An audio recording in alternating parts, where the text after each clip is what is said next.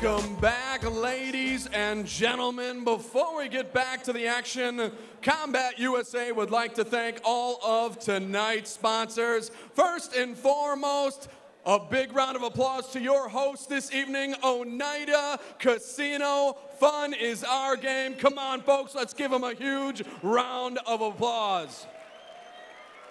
We love being here, folks, and I know they love having us. We can't wait to come back in April for our 2011 tournament finals. It's going to be fantastic. We'd also like to thank 4 Ounce Fight Gear, the Real Wellness Center, and of course, Miller Lite. Taste the difference. All right, folks. Getting ready to start our 4 main card bouts of the evening. This is all to see who moves on to the finals of the top 8 in the state 2011 Combat USA tournament. So here we go, folks. First up, please welcome to the cage, Nick Agallar.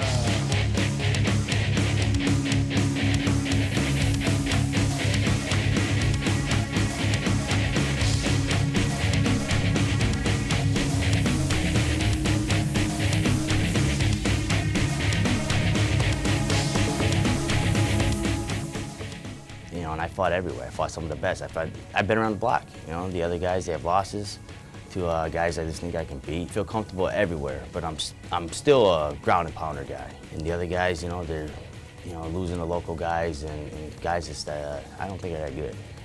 He will not beat me in a wrestling match, and that's his only chance to win.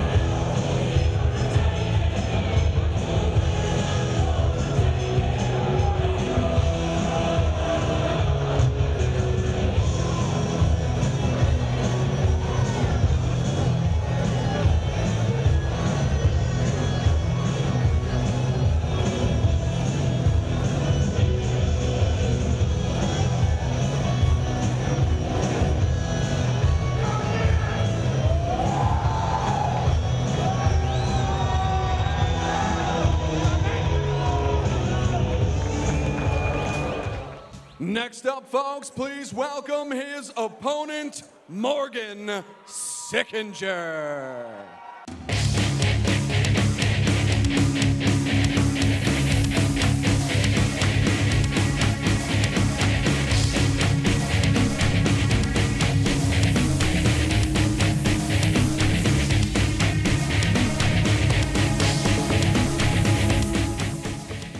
I'm going to stack up against Nick Agallar very well. It's a great matchup. I feel our ground game is going to kind of neutralize each other. I know he likes to ground and pound. I know he's strong, but I walk around bigger. I'm going to be putting on some muscle mass for this fight in particular. I'm either at work training, or I'm training other people, or I'm training myself. Perfect scenario, knocking them out.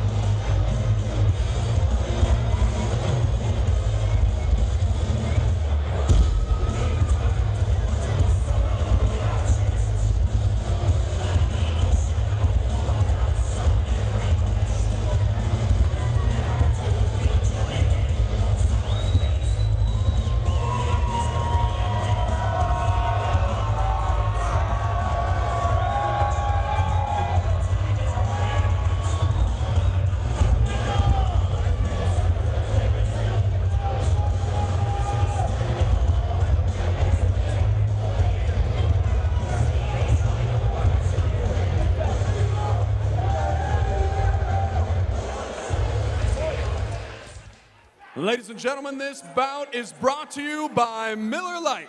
Taste the difference.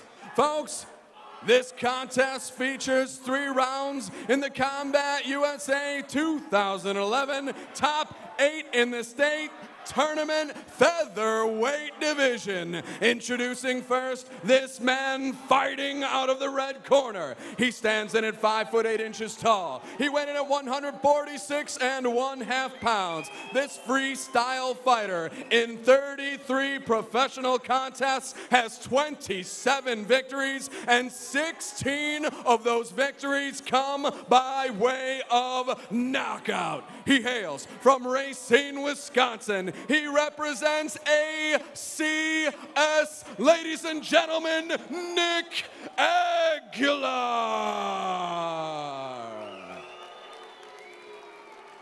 His opponent is the man standing across the cage and fighting out of the blue corner. He is a wrestler and freestyle fighter who has a professional mixed martial arts record of 8 victories with only 2 defeats. 7 of those victories come by way of submission. He stands in at 5'8" tall and weighed in at 146 pounds. Representing Unified Martial Arts and the Dungeon, hailing from Manitowoc, Wisconsin, the Captain, Morgan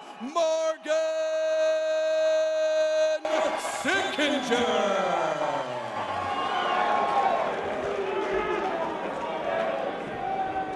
All the way back, guys. Give me a minute. Now we need you. Sorry, guys. All right. Gentlemen, you got your instructions in the locker room. Are there any questions? All right, obey my commands at all times. Let's touch gloves. And all the way back for you.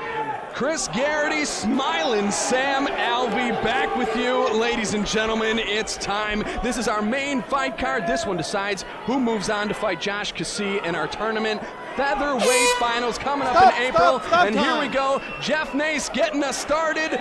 Nick Agallar, the Captain, Morgan Sickinger. Sam, I am excited for this fight. Me too, and you can hear the buzzer guy is too. He went off a few seconds early there. Nothing like premature buzzing to get a fight going.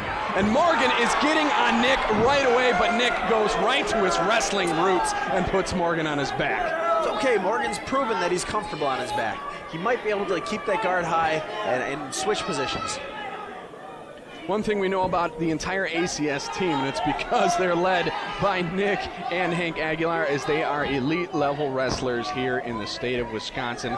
That's what they do, that's what they've always done, and obviously their fights and all of their team's fights reflect that. Yeah, absolutely, and that's one of the bigger differences. Morgan has a well-rounded jiu-jitsu base as well as a wrestling base, but Nick has probably got the more dominating wrestling. Nick easily moves to the mount position, looking to put pressure, banging that shoulder into Morgan's head. See Morgan using the cage a little bit, trying to switch positions. Nick's postured up though. Heavy heat banging down, and Nick's now got Morgan's back, looking to get that second hook in. He's got his left one, looking to get that right one down. Trying to soften him up a little bit. A little bit.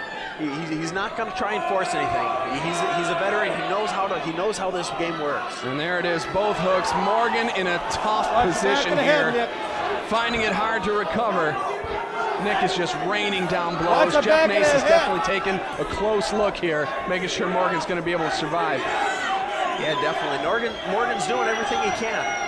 He's trying to keep the pressure back, trying to get his base back a little bit, trying to get those hooks out, number one.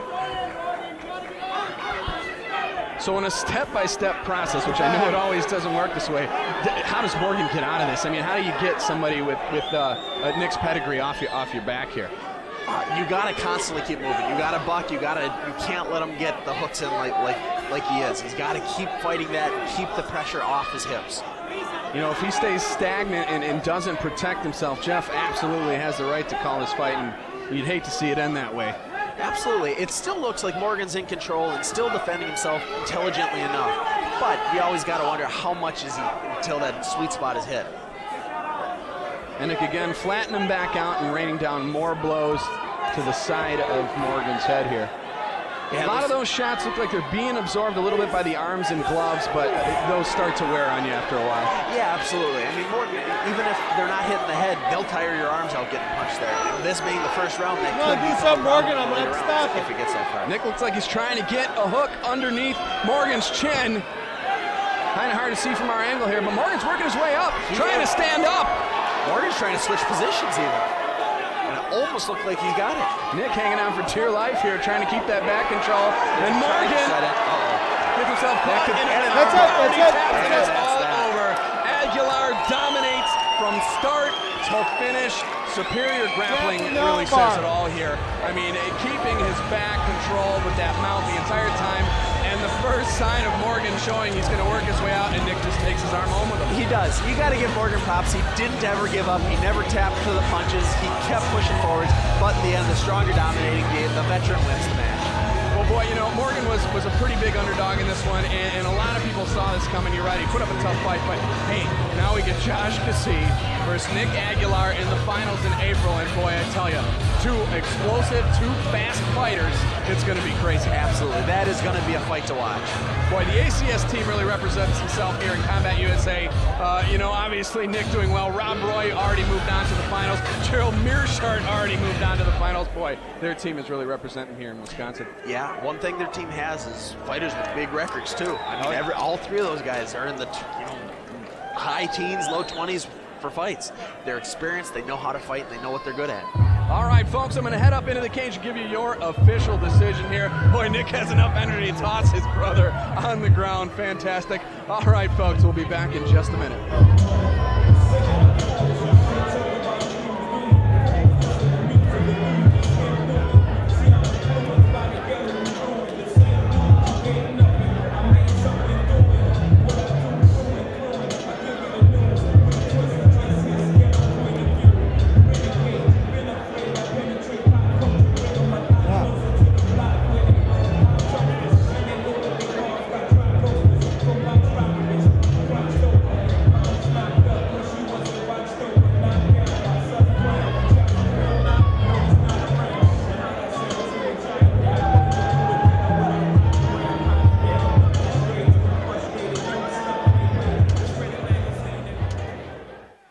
All right, folks, Jeff Ney steps in, calls a stop to this contest at 3 minutes, 4 seconds of round number 1 for your winner by armbar, and moving on to the state featherweight finals, Nick Agallar.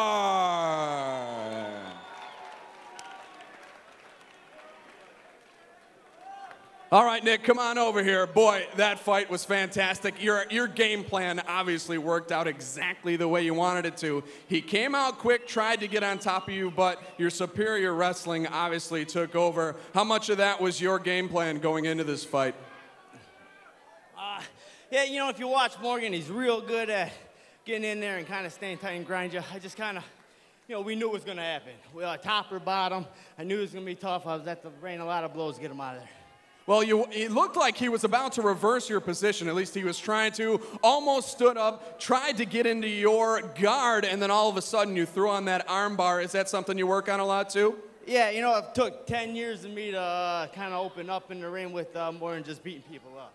So I got a real good jiu-jitsu game. People don't realize it. And, you know, last 3 guys I submitted. All right, Nick, I want to call your opponent up in here in the ring. Josh Cassee, come on in here. Now, while he's coming up, give me your thoughts on what you know of Josh. You know you have to face him next month. Can you give us even a little bit of your game plan for Josh Cassee? As soon as I see him, his ass him to get 3 points. Tough talk here from Nick Agallar. And I thought we had Josh here. I want to call him up into the cage. Josh trains with the Dungeon guys. Josh was our champion last year in the bantamweight division for 2011. Talk a little bit about your school, Nick. You have 3 ACS guys in the finals. You, Rob Roy, and of course last year's champ, Gerald the Machine Mearshart. What are you putting in the water over there in Racine? You know, those guys are tough. You know, they beat the hell out of me every day. So we're so underrated, I think. People don't realize how tough we are. Those guys they're awesome. I mean, everybody thinks that all Gerald has is a guillotine. I love that. You know? But wait till he kicks somebody in the head and knocks the hell out of them. Well, if you were at any point underrated, I doubt you're going to be now. You guys are all finalists in a pretty big tournament. Well, it looks like Josh isn't going to make his way up. No big deal. Hey, folks, a big round of applause. ACS, Nick Agallar. He wants one more thing to say. Go ahead, Nick. Hey, I just want to thank my team, my brother, all my training partners, my wife at home. Thanks for all the support, everybody here. And Josh, he's a tough guy. We're going to beat the hell out of each other come April 22nd. Hey, your first finalist tonight. Big round of applause. That's Nick Agallar, folks. Oh, here we go. Josh Cassee finally makes his way in. Hey, Josh, come here for a second. All right, so you just saw Nick's fight. He ended that pretty quick, pretty easy. What did you see there? I was hoping for it to go to the second round, so I kind of see a little bit more from him. But, you know, he's a stud. He comes in here, takes care of business. Well, hey, there's 33 fights on tape you can watch of this guy, so there's a lot of stuff out there. He doesn't have a whole lot on you, and you have experience in this tournament. Even though he's got the experience overall as a pro, do you find yourself maybe a little bit ahead because you have the experience in this tournament sitting here in this cage? I feel like I do have a little bit of an edge. I mean, I got the Olive Oneida, the whole casino behind me. I've been in this cage more than once. Everybody knows who I am here. And the champ's back, baby. We're looking for another one of these.